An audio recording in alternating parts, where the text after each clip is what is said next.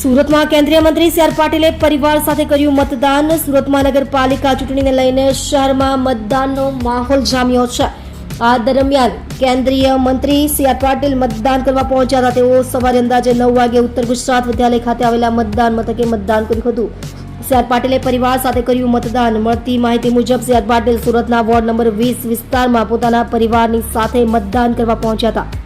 તેમણે પોતાના મતાધિકારનો ઉપયોગ કરીને લોકશાહી પ્રત્યેની જવાબદારી નિભાવતી બહેનોને અપીલ કરી, પહેલા વોટ આપવા મોકલજો, પછી ચા આપજો. આ પ્રસંગે સી આર પાટીલે જનતાને પણ વધુમાં વધુ સંખ્યામાં મતદાન કરવા માટે અપીલ કરી હતી, જેથી લોકશાહી વધુ મજબૂત બને. પાટીલે મીડિયા સાથે વાતચીત કરતા કહ્યું કે મતદાન કર્યા પછી એવી પરંપરા છે કે લોકો ચા અને ખમણની મજા માણે છે, ત્યારે પહેલા વોટ આપી આવજો, તે બાદ આ મજા માણજો. સાંજે 6 વાગ્યા સુધી મતદાન ચાલુ. આ સાથે પાટીલે મહિલાઓને પણ અપીલ કરી છે કે પહેલા તમે તમારા ઘરના લોકોને મત આપવા મોકલો અને પછી ચા આપજો. તેમણે મહિલાઓની પ્રશંસા કરતા કહ્યું કે મતદાનમાં બહેનો મોટો ભાગ ભજવી રહી છે. આ સાથે યુવાઓને પણ મતાધિકારનો ઉપયોગ કરવા કહ્યું છે. શહેરમાં સવારથી જ મતદારોમાં ઉત્સાહ જોવા મળી રહ્યો છે અને વિવિધ મતદાન મથકો પર લોકોની અવરજવર ચાલુ છે. ત્યારે આજે વહેલી સવારથી શરૂ થયેલું મતદાન સાંજે 6 વાગ્યા સુધી ચાલશે.